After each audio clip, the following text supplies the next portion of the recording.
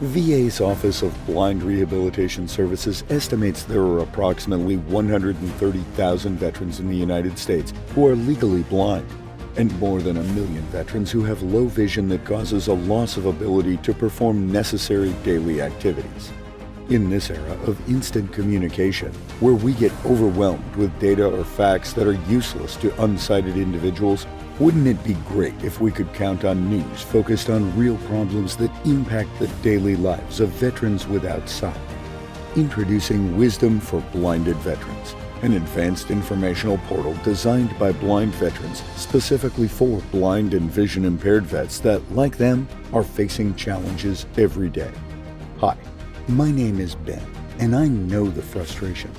I've struggled in day-to-day tasks for over 20 years since I lost my eyesight. One of my biggest challenges has always been trying to stay up to date with the latest information of my eye disease, local news, and the ever-changing technology. I wanted to be able to have one single site that merged all the data scattered, and that's why we created Wisdom for Blinded Vets. This is a portal that can be accessed via the web, a smartphone app, telephone, email, text messaging, or Amazon's Alexa. It integrates with readers such as JAWS or Apple's VoiceOver and various other tools to give you a seamless experience. This portal will keep us updated on a variety of topics and will share knowledge that can help make our lives easier and more fulfilled.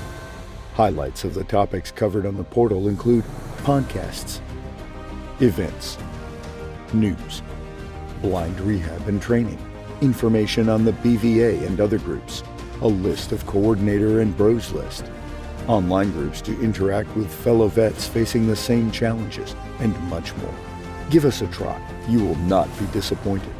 To learn more about us, visit our website www.w4bv.org. If you're interested in sharing your knowledge, please consider becoming a contributor by logging into our portal and going to the contributor section for more information. Wisdom for Blinded Veterans, transforming blind veterans' lives.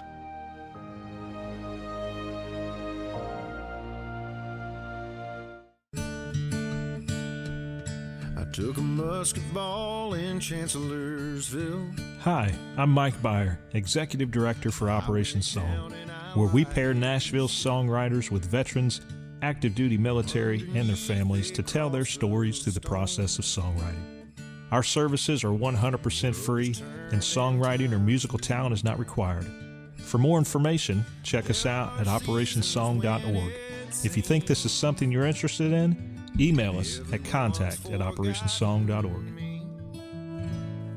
Till the last Monday in May.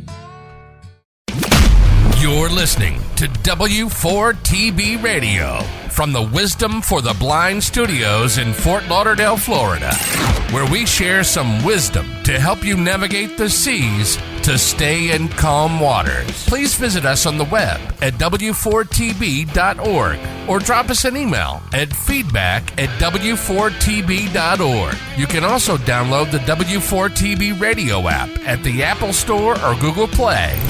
Please share the knowledge and tell a friend. Now, back to the show.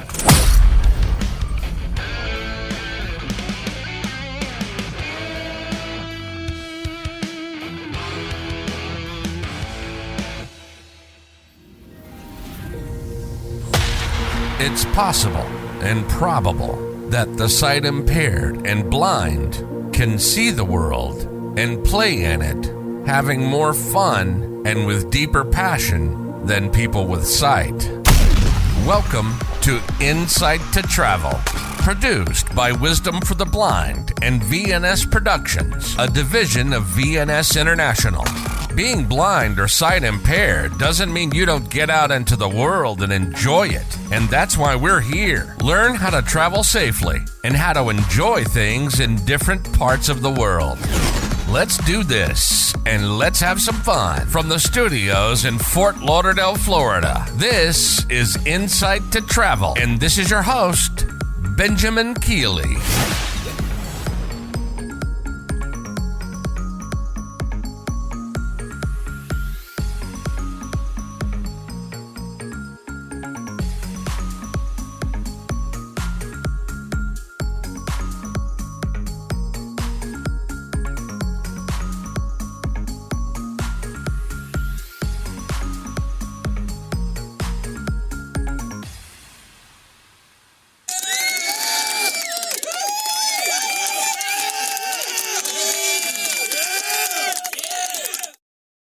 Keith, thank you very much. You're always making Dave and I look good. Hey, Dave, welcome, and welcome to our audience. And this is another episode to Insight to Travel. And today we're going to be talking about Dave's new trip that he just got back on board the Norwegian, one of their new ships. And Dave, how are you, my man? Are you sunburned? Doing real good, Ben. No sunburn. Pretty cold. It was cold. So what ship were you on? We were on the Norwegian Prima. The Prima. Were you a prima donna? No, that's where all the elite go. And then why were you on it? I don't know. I got lucky. I'm turning into a comedian here. So tell us, where did you started from Fort Lauderdale? Yes, we actually went down to Fort Lauderdale, and we flew to Kennedy, and then Kennedy to London Heathrow. But the interesting thing was, Ben, is that the plane was an hour and a half late leaving Fort Lauderdale, and it was a 1 hour transfer in Kennedy. So I thought for sure we were going to miss the plane. But when we got up in the air, the pilot said that there's lots of storms and we had to go through Cincinnati, but if he could take a shortcut, he would. So long story is, we ended up landing in Kennedy 20 minutes early. So it was quite a shortcut, but we got stuck on the plane because they couldn't get a ramp from the plane to the port, So it was quite the trip. And luckily, I did ask for assistance. They were very jolly on the spot, loaded me into a wheelchair, and we zipped right on across the airport and into the international side. And we made it just in time to be the last people in before they shut the door. So it's quite the trip from cool. Lauderdale to Kennedy. What airline did you take? We took Delta, and then from Kennedy to London, we took Virgin Air. One of my favorite airlines there. I love Virgin Air. Oh yeah, awesome. They do a great job. I remember my days when I used to take them over to London all the time, and they just spoil the heck out of you. And back then, Delta had a co-chair with them. I don't know if they still do, but that's a great airline. They do a good job on that. Yeah, well, the nice thing that really surprised me about Virgin is when I got on the plane, they assigned a flight attendant to me to go over all the safety features and, check on me throughout the flight, and was very, very personable and very, very accommodating. So I was just amazed. Well, they do a good job, but any airline you go on their day, they're going to have to assign one or two flight attendants just to watch after you, because they have to draw pictures and hold your hand and put you on a leash. Well, yeah, but it was okay. She held my hand. That was fine.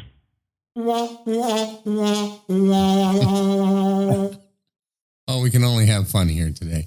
So great. So you went into London, and then what did you do there? Did you get right on the ship, or did you stay in town, or what did you do? No, we got off the ship, and then Norwegian met us with a very nice black Mercedes limo type thing. Picked us up at the airport and brought us into London. We stayed at the hotel that night, and then the next morning we had a really nice breakfast at the hotel, and then we loaded up onto the Norwegian bus. And we took a 2-hour drive into Southampton and get on a boat, ship. You got on a bus instead of a ship. When I go on a cruise, I normally get on a ship, but I guess it's a new thing. It might turn into a submarine, maybe? Well, no, if you do the bus first and then get on the ship, you appreciate the ship a lot more. How was the embarkation with Norwegian on the Prima Donna? It was excellent. We had no problems at all. They were super accommodating. I've always had good luck with Norwegian.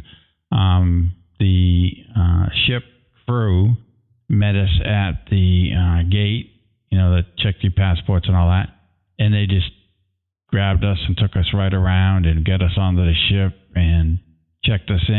And yeah, no problems at all. It's perfect.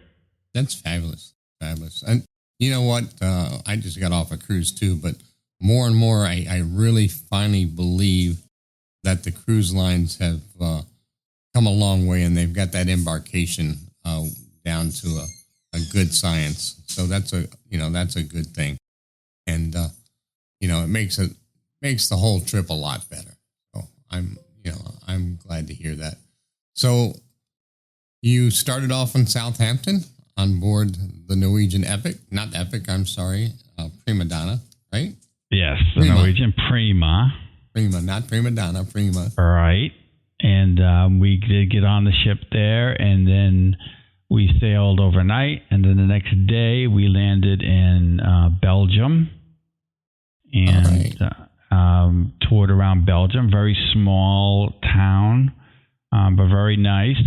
I'll say one thing, though. If you have any kind of mobility issues, there was a gentleman on there in a wheelchair, and he had somebody pushing him. It was a manual wheelchair, but you have to go over a lot of rocks and gravel and sand to get into the town and deal with the small towns. I don't know, it's like a couple 100 years old town, typical European town, but cobblestones and all that. So mobility-wise, very difficult. Little hard, yeah. Little hard, but it can be done. Before we get into Belgium, so let's talk about the ship itself. Is it one of the new mega ships, or is it a small or medium size? They consider it a medium size. It's the Prima, and the Prima model designed is they have an area in the middle of the ship that's kind of like when you go to a mall, they have little diners all around you, and you kind of sit in the middle, and then you can order from a tablet at your table from any of the restaurants that are on the ship, and order, and then they'll bring it right to you. Well, that's a different concept. That's very nice. It is a different concept. I really liked it. I was on the Norwegian Getaway one time, and I think that was the first ship that I saw that they had restaurants and everything outside on the promenade deck. So they're always stepping out of the box there and looking at neat things. So that sounds like a neat thing. So tell us a little bit more about that and the food. So the nice thing I liked about that is that my wife didn't have to go running through the buffet and try to help me out and help her out. We could sit at the table and order our own food no matter where it was and have them deliver it to us. So that was really nice. What I didn't care for too much is it wasn't accessible. So not that it couldn't be accessible, they just didn't know how to make it accessible, I guess. Because it was just a tablet. So if it was an Android or an iPhone or an Apple tablet, they should have been able to do some kind of speech. But so the tablet itself wasn't suitable for voiceover or anything. So they kind of missed. They kind of missed the vision impaired and the total blindness. Exactly. Yeah, that's a shame. So hopefully that they listen to our podcast and they think, oh wow, and get that adjusted. Well, that's going to be in one of my after cruise surveys that I'm going to do with Norwegian. I'm going to mention it to them. Well, that's good. So how about the quality of the food in a whole? How was that? Well, you can't please everybody with the quality of food. I thought it was okay. There were some things I really liked. I had the best Reuben in my life on this ship. It was fantastic.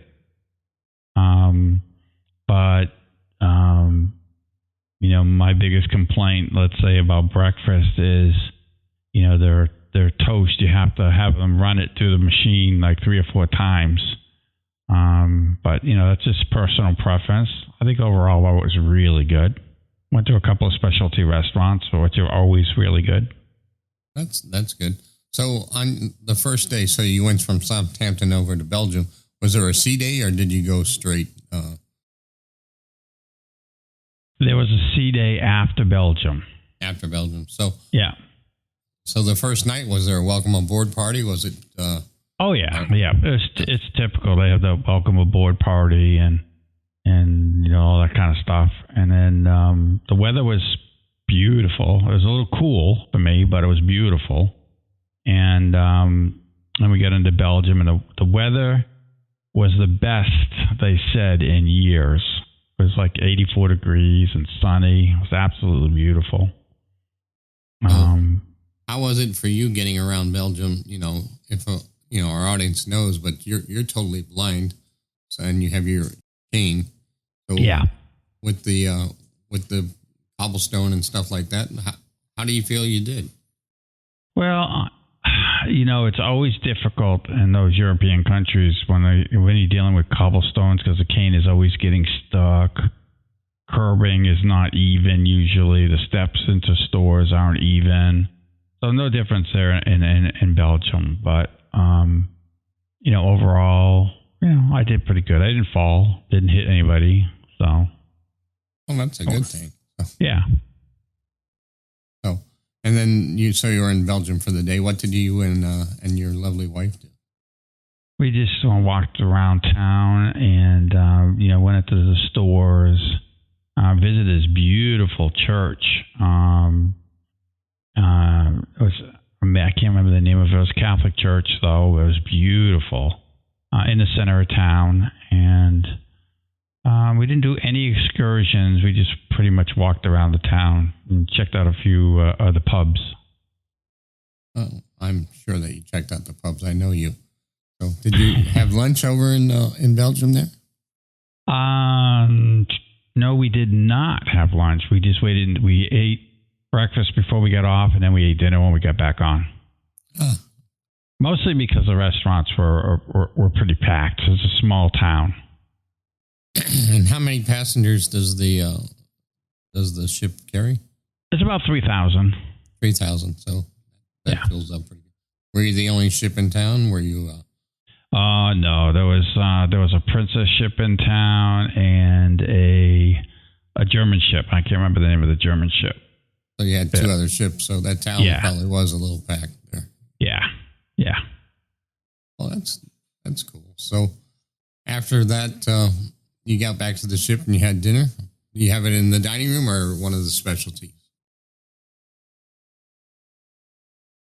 That night the first night we had it in the, it wasn't the normal dining room. It was down in that mall type area where you order it from a tablet. So that mall is more like their buffet line. Yeah, they have a small buffet like you would normally see on a cruise ship, but it's smaller than what you would normally see on a ship. But it is there, and then the mall type area, I can't remember what they called it, but basically that's where a lot of people go because you have a wide variety of stuff like you would on a buffet, except you don't have to go get it; they'll bring it to you. That's nice, and that's all included. That wasn't. That's all included. Yeah, that's all complimentary. Yep. Yeah, that's cool. So you ate the second night. You ate down there too, or did you go to the dining room?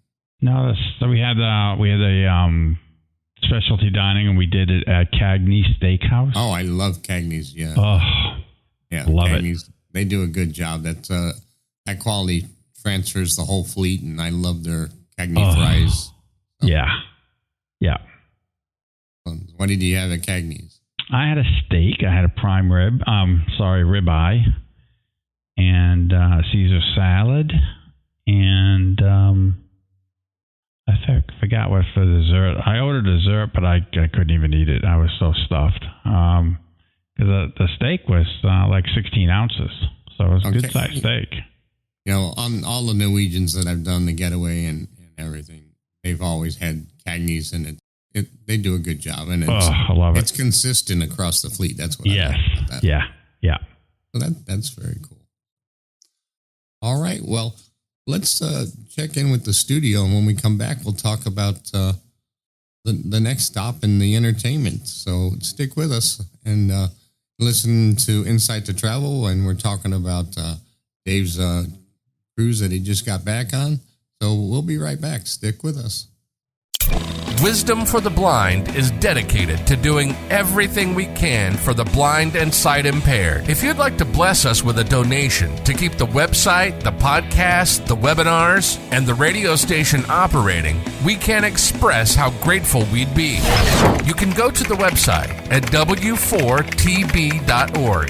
That's4tb.org and hit the donation button. Or you can mail it to Wisdom for the Blind Incorporated. Attention donations. 1005 Marine Mile Boulevard, Suite 255, Fort Lauderdale, Florida, 33315. Wisdom for the Blind is a not-for-profit 501c3 organization. Remember, it's tax deductible. We thank you from the bottom of our hearts at Wisdom for the Blind.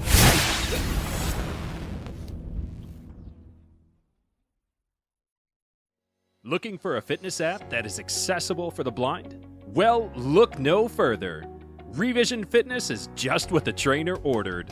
This audio and text-based fitness program has a wide selection of fitness options, including cardio, strength, yoga, balance, flexibility, and even progressive relaxation sessions.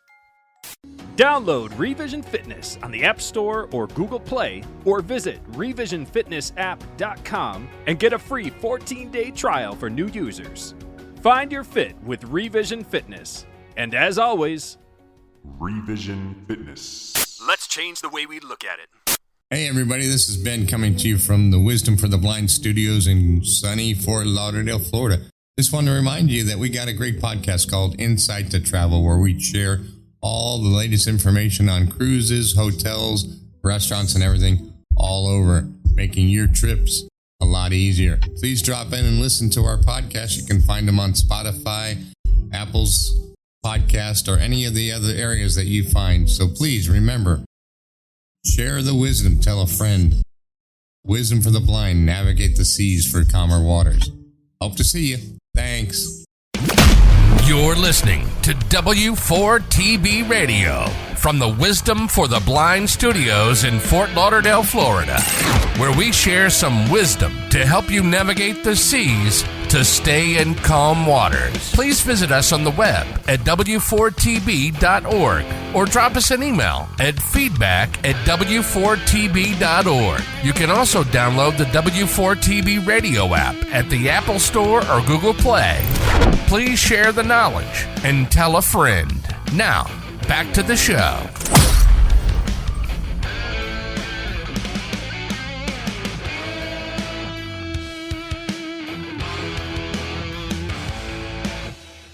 Well, welcome back. You're here with Dave and Ben with Insight to Travel. We're talking about his cruise, and we were talking about his day in Belgium and back at the ship. So, Dave, when you had dinner, you had it at Cagney's? Yes. Did you go to the entertainment afterwards? How was that? We went to one of the smaller areas on the ship called a Metropolitan. And it's basically like a lounge type area, and there was a guitarist in there, entertainer, saying, rock and roll, some country, some folk stuff. And I like that room because it's very relaxing. You sit on couches and small, chairs with tables and stuff. So it's very relaxing. So we went there afterwards. And was that good? Good entertainment? It was really good. It kind of surprised me, actually, because the entertainer was from Brussels. And I was thinking, I don't know, Brussels singing country music? I don't know. But he did an awesome job. He did a really good job. And we actually followed him the whole cruise. Oh, that's great. Yeah, he sang at many different venues on the ship, and we just kind of followed him. And then where did the ship cruise to next? You said it was, I think, a sea day? Yeah, we had a sea day next. And so we slept in kind of late. And, not too late, but slept in late, got up, had lunch at the buffet. And then we went to a couple of more entertainment type shows, a piano bar, kind of explored the different local bars on the ship. Each bar had a different type of entertainment. And then we did that after lunch all afternoon. And then dinner time, we ate in the dining room, the regular dining room. And that food was actually pretty good. They did a really good job with that. I had some flounder, and it was actually pretty good. And after that, we went to some more shows on the ship. We didn't do. They had a Let's Make a Deal show, which we tried to go to, but it was full, so we couldn't get into it. While you were at dinner, did they offer you a Braille menu, or? They did. They did offer me a Braille menu, but I'm always hesitant about that because in the dining rooms it's very what I would call formal. They have lots of silverware, lots of little plates, lots of glasses. So there isn't a whole bunch of room to kind of put the menu on the table because they tend to be bigger than the regular print menu. So I did not take advantage of that menu at all. But I pretty much knew what I wanted. I wanted to eat fish. So I kind of just asked the waiter what type of fish is on the menu, and I made my selection that way. Well, that's good. And how was the service in the restaurant? The service was really good. I mean, I was pleasantly surprised how prompt they were, how quick it was to get seating, how they had the wine steward come over, read through the list of wines, and then the waiter came over, answered all the questions, told us about specials, filled up the water glasses, little stuff like that. But they had a wine steward, and yes, yeah, that's a rarity. Yeah. Now I don't know if technically they're considered a wine steward, but it was a person that came over and with the wine list and went through, the wine selection. That's good. And what did you have for dessert? I did not have dessert. That's 2 nights in a row, Dave, that you didn't have dessert. You're scaring me. I'm not a big dessert person. So, but, I'll tell you.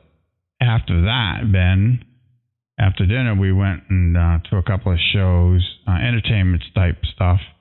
And there's a pub on there called The Local. And they had the world's best carrot cake I've ever eaten in my life. Oh, I got to try that one. My philosophy in the carrot cake. Yeah. And the more carrot cake I eat, the better my eyes are going to get. Oh, man, You think that's true? Yeah. Well, this carrot cake, phenomenal. I've never had carrot cake that good before. Sounds like a winner. Yeah. It was so good, I went four other days and had it again. You had 4 pieces that night? No, 4 different days. One piece was enough. He was huge. Wow. That's very cool. Yeah, I love carrot cake. So that was your sea day. And then what port did you tie into the next morning? Well, the next day we went into Amsterdam. And Amsterdam was when the weather turned bad. It was rainy, cold. But we got off the ship and we took a Uber ride into the city and walked around the city. And it's very, it's an older European city, lots of great architecture, lots of museums, very crowded, very easy to get around. There was several people. I saw several people with, electric scooters, walkers, several blind people, actually. I didn't know any of them. And, so other than the weather, it was very cold and wet. It was a pretty nice city. When you were in Amsterdam, did you go through the locks? go up into the city? We did. Yeah, that's a good experience. That's a good, really cool experience because you're very tight in the locks. You know, they're not very big. So, and we did go to a nice coffee shop, and I had some apple pie and with ice cream, and it was a Dutch apple pie with ice cream, and man, it was good. Amsterdam's a nice city, and it was funny. Sometimes you go into those little restaurants there, and it's more than just desserts. You can get whatever you want in Amsterdam. Everything goes. I remember when I was going there, I was still an active captain, and I was more paranoid about my drug test. So it was like, I don't know if I want to walk into this, but I'll stay outside, guys. Everything goes in. But the weather was because it was raining, the smells were kind of dampered down a little bit. So, they had one row where it was all marijuana stores and restaurants and stuff like that. But, luckily it was raining, so it was kind of dampered down the smells. So, yeah. Well, we have to remember to our audience, just because it's in Amsterdam doesn't mean you can take it with you. That's right. Yeah, they're very strict. I mean, when we got back at the end of the day, when we got back on the ship, I mean, the security and the customs people were incredibly strict. Yeah. So they were checking everything. They had dogs and metal detectors, and yeah, it was pretty intense. Yeah, if you're in Amsterdam, you do not want to bring that back as a souvenir. No. Get yourself in some big trouble, so be careful. Make sure you wipe your feet twice and check your bag. We hear that about some of the Bahama Islands and the laws now. So yeah. You always have to know what the local laws are, and remember the local laws are not the laws of the ship. Once you walk on that ship, you're in another country, and it's not Amsterdam anymore. So you got back on board, and what did you do for dinner that night? That night we went to our second specialty dining, and I can't recall the name of the dining room. It was a seafood restaurant, and it was okay. I mean, after Cagney's, it wasn't as good as Cagney's, I didn't think. I felt very rushed in there. Like they wanted to get people in and out of there fairly quickly. It wasn't very comfortable. Although the food was pretty good, but it was more formal, but formal, but don't relax. Formal, get out. I would say that was my impression. A little rushed, yeah. But good quality. But the quality was excellent. Yeah. Right. Yeah, the quality was very good, and it was well worth it. I mean, yeah. So I would I go back again? Probably. I mean, the food was really good. But we went with another couple, and, like in Cagney's, you could sit there and eat and relax and talk. At this place, you didn't feel like you could do that. Sometimes that's hard, especially, with NCL's open dining concept, Yeah. Sometimes, it gets a little rushed. But did you go to any of the big shows on the ship? Our last night, second to last night, we went to a Donna Summers show. And I'm not a big Donna Summers fan, but it was an excellent show. They did a phenomenal job with it. And they, basically like her story, her life story. And it was very, the tragic story, but they did an excellent job with it. So very good. Very good. How do you think that the ship was overall for someone that was vision impaired or totally blind to maneuver? Did you walk around by yourself? Or? I had a difficult time on the ship. I don't know if I could manage the ship on my own because everything was built with small venues in mind. So there was nothing straight. Like you would go into one venue, but then you would have to go out of that venue and around the corner, like through another venue to get to another venue. Right. So it was very difficult to manage. I would find it very difficult to manage on my own. Although you can go down to deck 6, I think it was, and you can walk the whole perimeter of the ship and go into any bar or any restaurant you want to. So it's designed kind of like a boardwalk. Right. That's like the promenade area, right? Yeah. And that was really nice. That's good. And how about the shops? Did you get a chance to... I'm not a big shopper, but yes, I did go into a couple of the jewelry stores and a couple of the clothing shops. And we did look around some of the shops. Yeah. Did you bring me anything? Didn't you get it yet? I was waiting for that Rolex watch.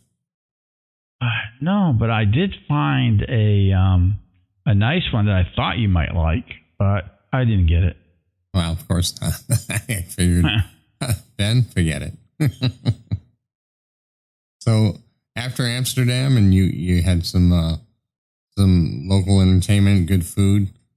Where did you guys start heading off to next? We did 3 separate stops in Norway. But between that, we had another sea day. Okay, so from Amsterdam, you had another sea day? All right. And, so what we're going to do is, when we get back, we'll talk a little bit about your sea day and then what you did in Norway. So hopefully the audience will stick with us. We'll be back in just a few minutes. Remember, you listen to Dave and Ben. We're talking about one of Norwegian's new ships and his trip into Europe. So stick with us. We'll be right back.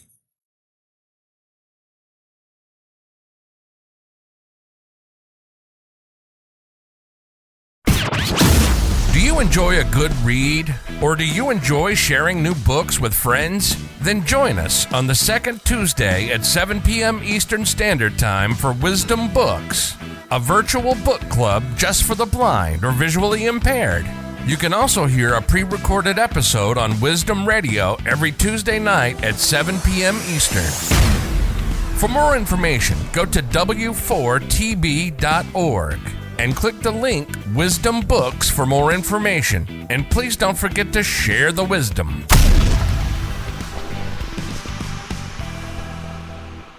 Veterans deserve as much help as they can get. They put their lives on the line for their country, and yet there's still an ongoing mental health crisis among military veterans that needs to be addressed. Well, if you're a veteran who wants the support of fellow veterans and to support fellow veterans, join Wisdom for the Blind's Cup of Joe virtual coffee and chat. It's low-key, fun, and gives veterans an outlet to talk with others who fully understand what they're going through. Get connected at Wisdom for the Blind's website, w4tb.org/cupofjoe. You're listening to W4TB Radio from the Wisdom for the Blind studios in Fort Lauderdale, Florida, where we share some wisdom to help you navigate the seas to stay in calm waters. Please visit us on the web at w4tb.org or drop us an email at feedback@w4tb.org. You can also download the W4TB radio app at the Apple Store or Google Play. Please share the knowledge and tell a friend. Now, back to the show.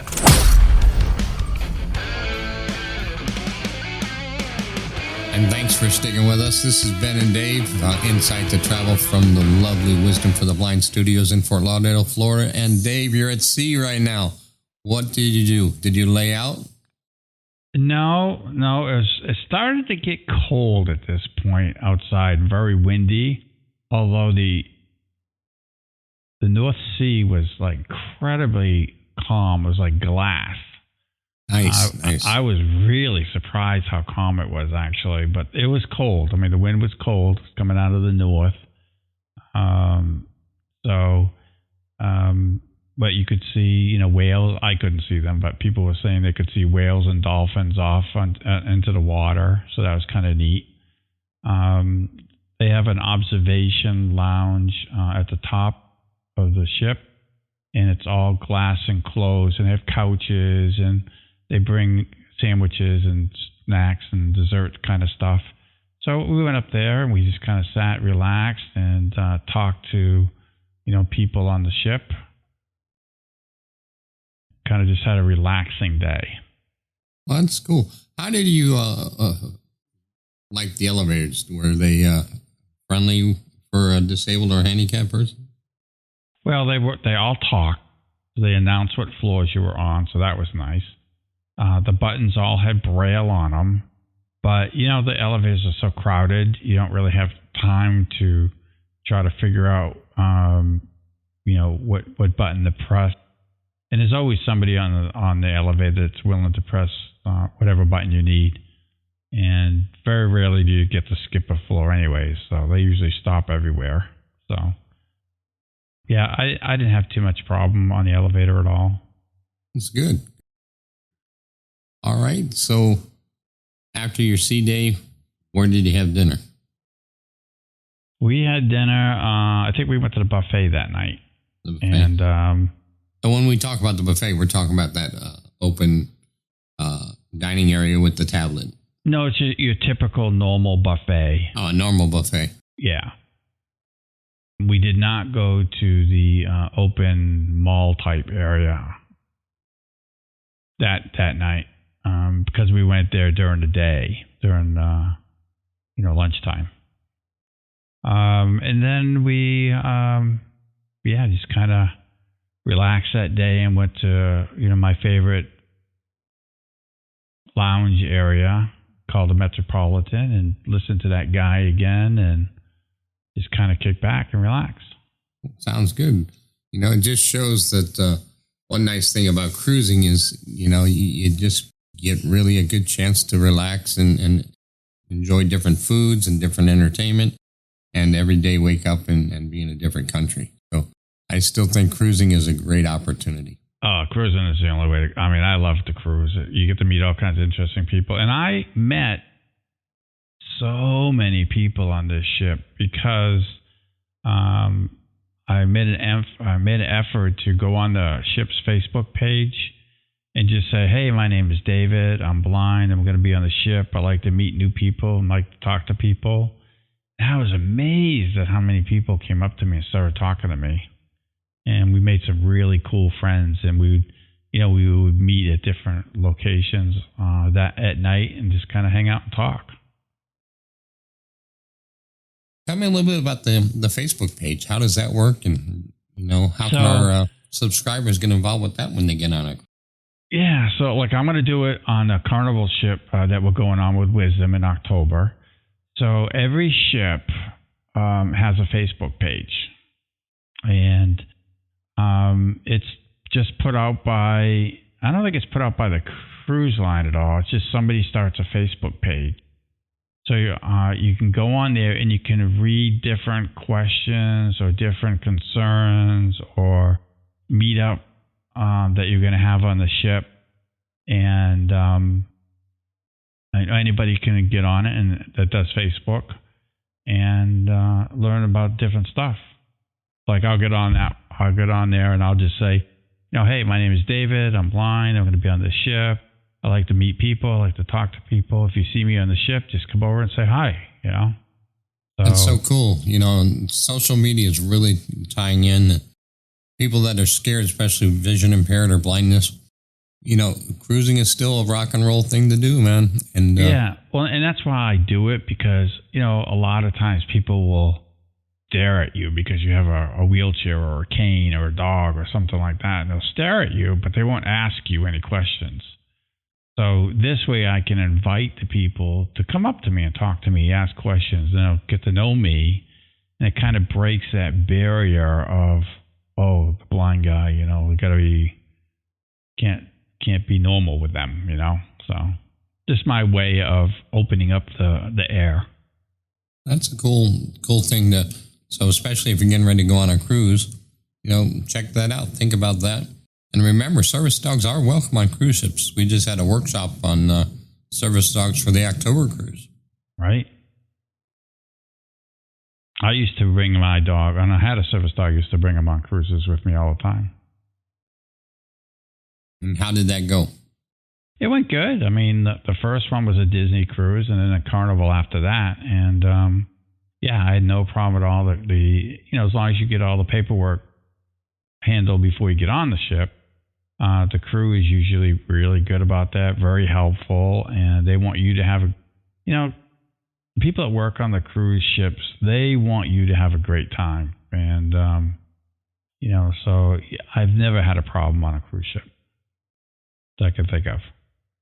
You know what I like about cruises, Dave, is there's, 16, 17 different countries that people are from. You got people from all different walks of life, and everybody can get along. Why can't we get along as regular people? I know, right? It's amazing. It's amazing. Yeah. And everybody's so friendly. You walk on the ship and it's, hey, how you doing? And time you're on day 2, hey, Mr. Keeley, how are you? And it's just an experience, and it just makes it fun. And, it's just a great invention to be able to go down cruising and get that entertainment, the food, and have the same cabin every night. So yeah, this particular ship that we were on, the crew is basically Filipino crew, and the captain was a Norwegian guy, but the entertainers were mostly from Brazil. So Brazil and Philippines, like two opposite ends of the world, and they were just all so friendly, and they all talked, and they all got along. It is truly amazing. I just wish we can do that in the United States, I tell you, and anywhere in the world. It's Anywhere a small world, and the ships are doing so much to protect the planet and everything. It's amazing. So after that, what was your first port? Your third port. Sorry. Yeah, after that we went into Norway through the fjords, and I can't remember the name of I can't pronounce the name of the town we went into, but it was Greinish or something like that. Absolutely incredible, beautiful. I mean, I sat outside and on the balcony, and like every 100 yards, there was like a waterfall coming off the glacier, and it was just absolutely beautiful. And we pulled into this small town, all reliant on tourism, and we went through. We took some excursions, bus rides up through the glaciers and the mountains, and the town was small, very small, mostly just like tourist type stores. And we went to this one place where the Princess of Norway was going to get married. So we went to that cathedral where she's going to be married, and they were preparing for the wedding and stuff like that. And it was kind of cool to watch. It was beautiful, absolutely beautiful. And but the interesting thing is they have this farm on the side of a cliff that was condemned by the country because there was a huge rock formation above the farm that had a big crack. So the geologist, condemned the farm, and they were afraid because the rock was going to come down and, destroy the farm. But that also is going to be landing into the fjord, and there's actually a movie. They made a movie out of it called The Big Wave, and it's going to flood the town. So they have this alarm system. They tell you all about it because they're warning you that if you hear this alarm system, whatever, be prepared. And so it's just very interesting, very, very much outdoors. People were very much outdoors, and our tour guide was somebody from Czechoslovakia, and she did a lot of the kayaking trips and rock climbing and all this kind of stuff. But that town is totally dependent on tourism, and starting in 2025, all cruise ships will be banned from going down this fjord because of the carbon footprint that ships give you. So if the ships run on any kind of diesel fuel or anything, they will no longer be allowed in the fjord. So the people were really concerned about that because, no ships, no tourism, no town kind of thing. So, yeah, it was interesting. Absolutely beautiful town, though. Is that going to be just diesel ships or all ships in a whole? No, they will allow electric ships. That's it. How about LNG? They didn't say anything about LNG. So I don't know. New ships coming out are LNG, liquid natural gas. Right. And that's a very clean emissions. And I know Carnival and Princess and MSC, everybody's starting to, Royal Caribbean's got them. So that's the new wave of the cruise industry. I know it's a trend, yeah. Yeah. So after Norway, where did you guys go? We went to another port in Norway, our second port in Norway, and it was very much the same, glaciers, mountains, outdoors, beautiful water,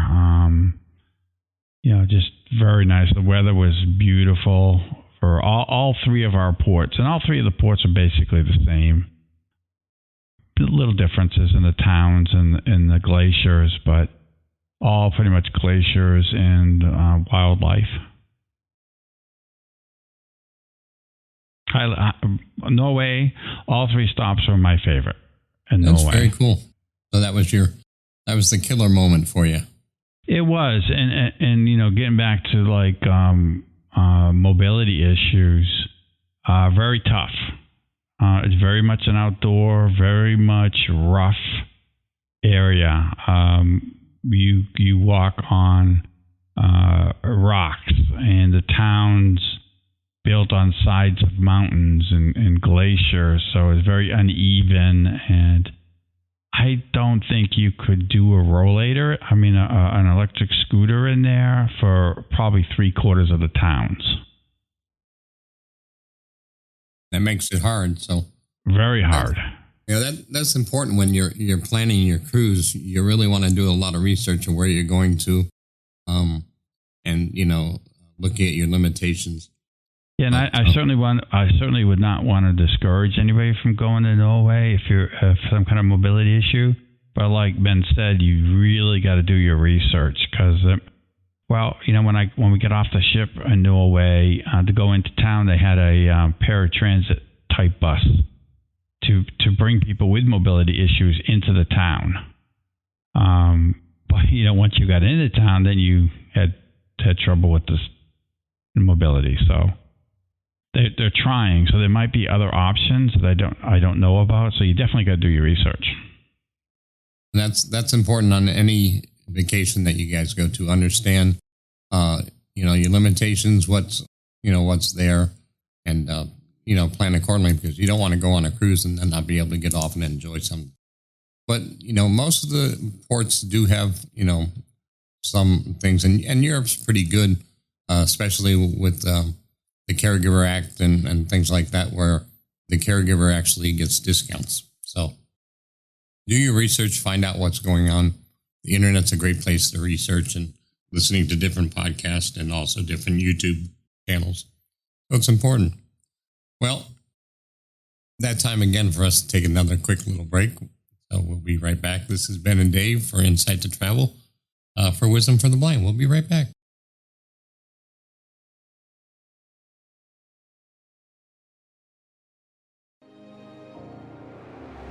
VA's Office of Blind Rehabilitation Services estimates there are approximately 130,000 veterans in the United States who are legally blind, and more than 1 million veterans who have low vision that causes a loss of ability to perform necessary daily activities. In this era of instant communication, where we get overwhelmed with data or facts that are useless to unsighted individuals, wouldn't it be great if we could count on news focused on real problems that impact the daily lives of veterans without sight? Introducing Wisdom for Blinded Veterans, an advanced informational portal designed by blind veterans specifically for blind and vision impaired vets that, like them, are facing challenges every day. Hi, my name is Ben, and I know the frustration. I've struggled in day-to-day tasks for over 20 years since I lost my eyesight. One of my biggest challenges has always been trying to stay up to date with the latest information of my eye disease, local news, and the ever-changing technology. I wanted to be able to have one single site that merged all the data scattered, and that's why we created Wisdom for Blinded Vets. This is a portal that can be accessed via the web, a smartphone app, telephone, email, text messaging, or Amazon's Alexa. It integrates with readers such as JAWS or Apple's VoiceOver and various other tools to give you a seamless experience. This portal will keep us updated on a variety of topics and will share knowledge that can help make our lives easier and more fulfilled. Highlights of the topics covered on the portal include podcasts, events, news, blind rehab and training, information on the BVA and other groups, a list of coordinator and bros list, online groups to interact with fellow vets facing the same challenges, and much more. Give us a try. You will not be disappointed. To learn more about us, visit our website www.w4bv.org. If you're interested in sharing your knowledge, please consider becoming a contributor by logging into our portal and going to the contributor section for more information. Wisdom for Blinded Veterans, transforming blind veterans' lives.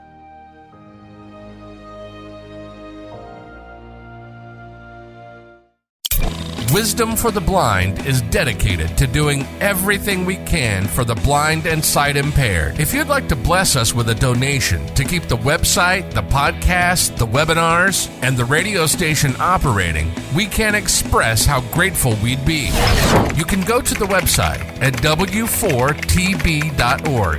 That's4tb.org and hit the donation button. Or you can mail it to Wisdom for the Blind Incorporated. Attention donations. 1005 Marine Mile Boulevard, Suite 255, Fort Lauderdale, Florida, 33315. Wisdom for the Blind is a not-for-profit 501c3 organization. Remember, it's tax deductible. We thank you from the bottom of our hearts at Wisdom for the Blind.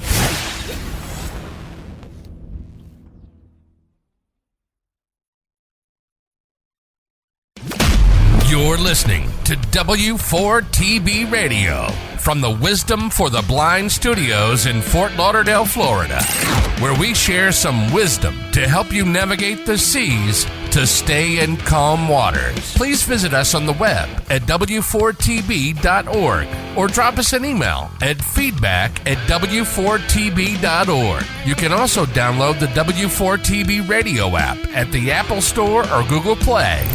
Please share the knowledge and tell a friend. Now, back to the show.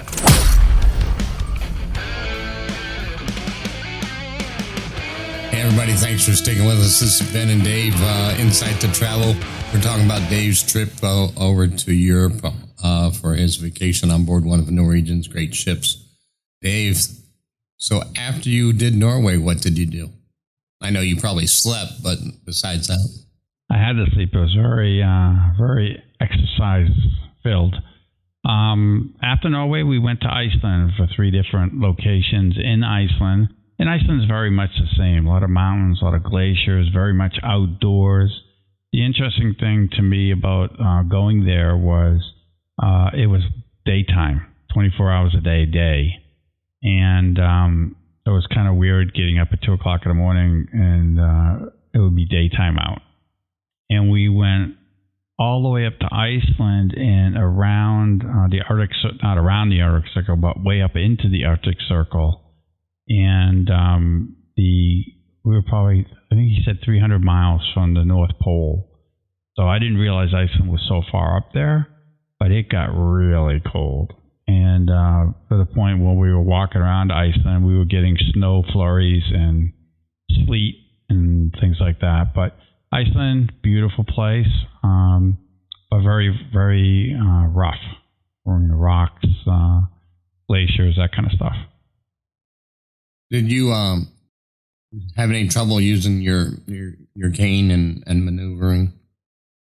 No, in all the places, I mean, you know, it's all cobblestones, of course.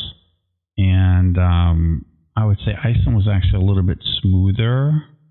Their sidewalks and their roads were a little bit more traditional concrete kind of roads.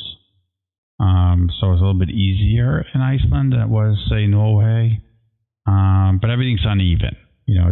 The stairs are, could be a 2-inch drop or a rise, or it could be a 16-inch rise. So, yeah, you had to be aware of that. And a lot of the stores have, steps to get into and out of. So you need to be careful of that, too. Overall, do you think that the protocols that you went to, you think they recognize, we call it ADA, but basically accessibility, handrails and, ramps down, ramps up, etc.? I think that ADA, as far as like what we're used to here in the United States, no.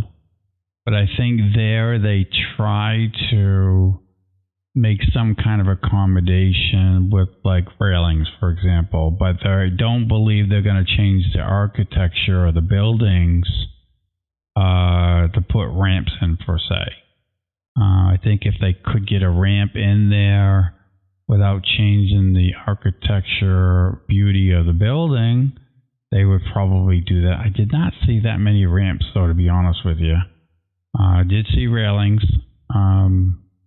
but not railings where I would want to see them. They didn't have them. One of the things that I saw when I just got back from Greece, is the restaurants and the stores that you wanted to go into. They basically had a ramp that they would put out for you so you can go into the restaurant or the store. Yeah, and they might have done that. They didn't do that for me because I could easily walk up the stairs, so I wasn't in a scooter or a rollator or something like that. So, how about the any local restaurants or anything that you did when you were in Iceland? Well, we did try out a couple of fish market restaurants kind of thing. The one thing that really impressed me was everybody spoke English. So you had no problem in the restaurants or the pubs with anybody speaking English. Getting on the bus, everybody spoke English. Food was phenomenal. If you like seafood, I like seafood. So a lot of fish, a lot of seafood type things. The steak or the hamburger or beef kind of things. It was a little tough compared to what we're used to. And if you're a dessert person and you like desserts, that was all over the place. Well, that sounds like a winner. How about the local entertainment? Did they have music or anything like that in the restaurants? They did not, that I can think of. No, entertainment, at least not in the restaurants that we went into. Mostly the restaurants that we went into were like quick, I would call them more of a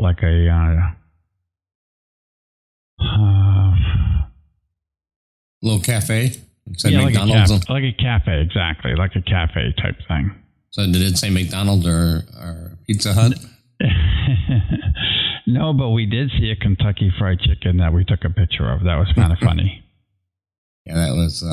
I was in Italy, and we over by the Coliseum and turned around and saw a Pizza Hut. And I was like, Italy and a Pizza Hut? Okay. Yeah, exactly. So, but anything, you had a balcony or an inside cabin? What did you have on board the ship? I always like to go on the balcony. So we had a balcony because we wanted to have a good view of the fjords, going in and out of the fjords, and the lock system. And the locks are a lot of fun. Yeah, the locks are a lot of fun.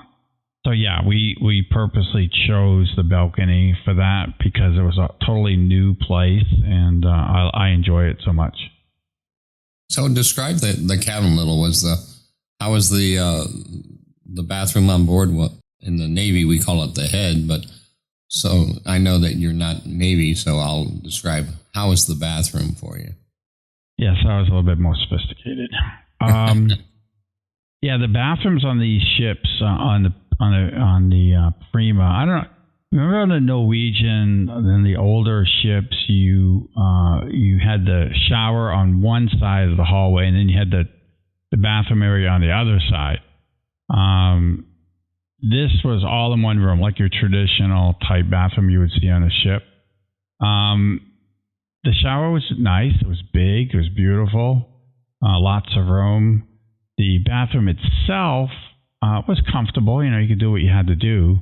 It was a little smaller than I expected on a newer ship like that. But they sacrificed a little bit of the bathroom to make the sleeping area and the sitting area a little bit bigger. Well, that was my impression. Right. How about the entrance to the cabin?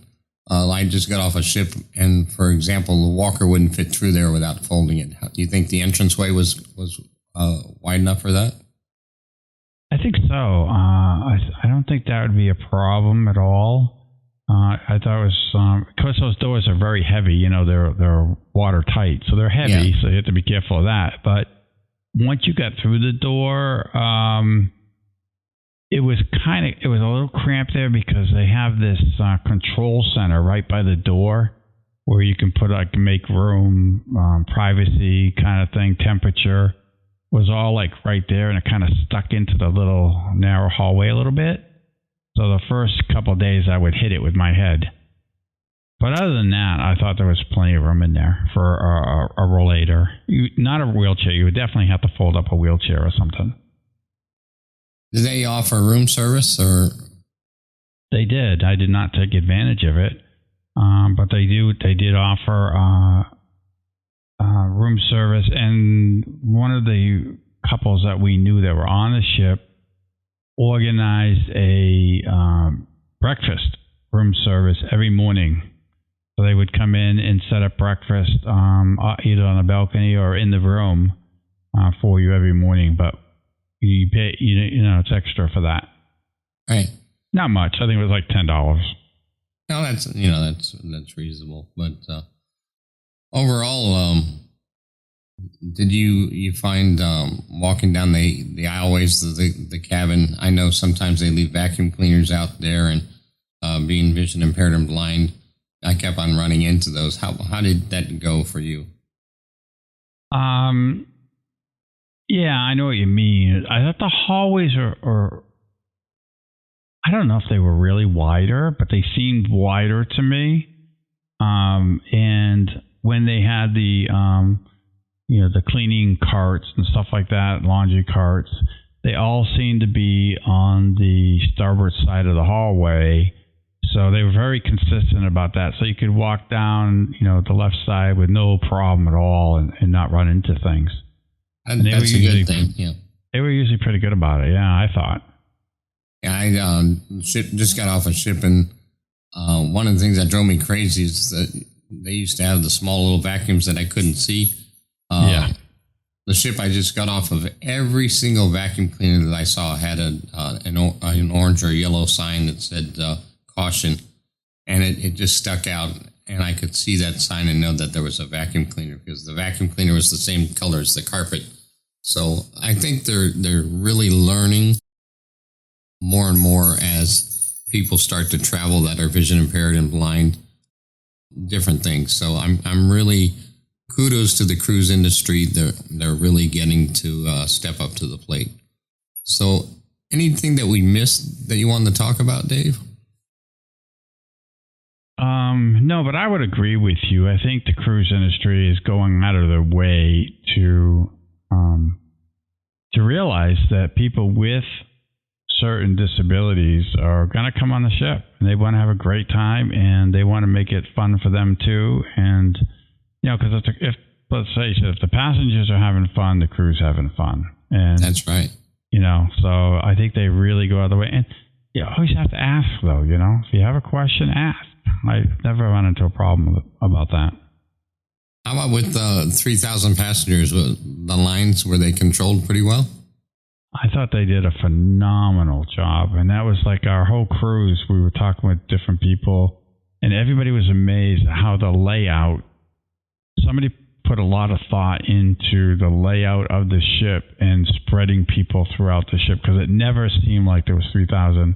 It's 3,000 passengers and like 1,700 crew people, and it never seemed crowded at all. That's fabulous. I think they're getting better and better. And the last question, debarkation, I'm sorry. How did that go? It went really well. We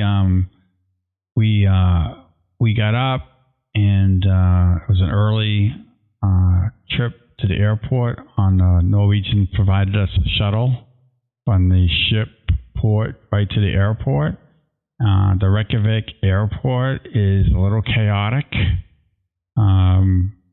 but overall it was pretty good.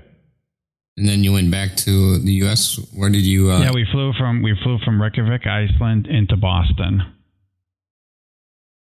Back into where? I'm sorry, Boston? Into Boston. And how did customs and everything go? Customs was really good. We had the global entry pass, so we just kind of scooted right through all that. The hard part was going from the international terminal to the domestic terminal. But again, we just asked for help, and the guy just brought us right there, so it was no problem at all. Sounds good. So overall, if we were to say, how did NCL do as far as booking the reservation and the embarkation and all the corporate, if you were to give it a 1 to 5, what would you say? 5 being the highest. I would say I would give it a 3. Okay. My only concerns, I don't want to even say complaints, my only concern was the transfer from into Kennedy they only allowed an hour, and that's just not enough time for weather, going from extreme opposite ends of the airport. We did it, but if we didn't have help or didn't carry our own luggage, our luggage never would have made it to England. And because they arranged for the airline tickets, you don't know what you're going to be traveling until like 2 weeks before you go, and you can't make changes. Okay. So let's rate the ship.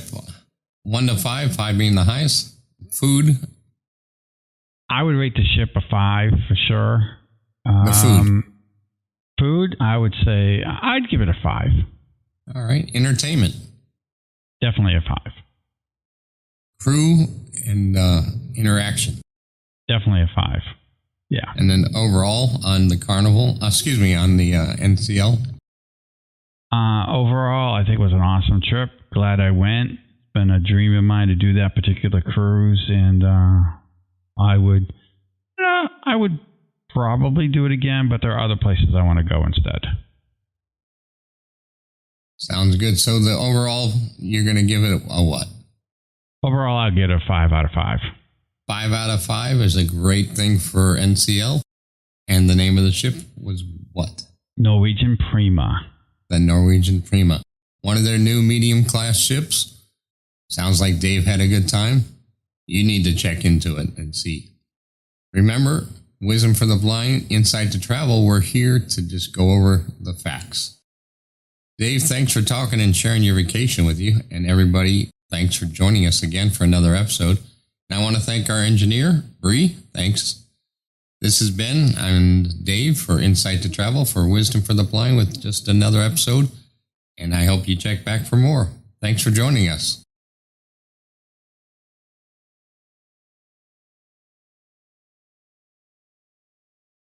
Living with vision impairment means you need as many advantages as you can get, which is why Wisdom for Blind Youth will be providing a monthly Zoom-like event aimed at helping vision-impaired or blind youth 17 or under. Various topics related to children will be discussed.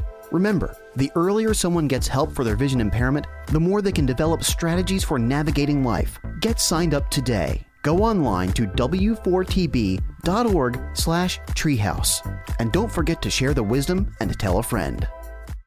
Hello listeners. My name is Ellie here at the Wisdom for the Blind Studios, and I have a PSA. Wisdom for the Blind is now on LinkedIn. We can be found at Wisdom for You. Be sure to follow us on LinkedIn to keep with us. Don't forget to share the wisdom. Wisdom for the Blind is dedicated to doing everything we can for the blind and sight impaired. If you'd like to bless us with a donation to keep the website, the podcast, the webinars, and the radio station operating, we can't express how grateful we'd be. You can go to the website at w4tb.org. That's w4tb.org and hit the donation button. Or you can mail it to Wisdom for the Blind Incorporated. Attention donations. 1005 Marine Mile Boulevard, Suite 255, Fort Lauderdale, Florida, 33315. Wisdom for the Blind is a not-for-profit 501c3 organization. Remember, it's tax deductible. We thank you from the bottom of our hearts at Wisdom for the Blind.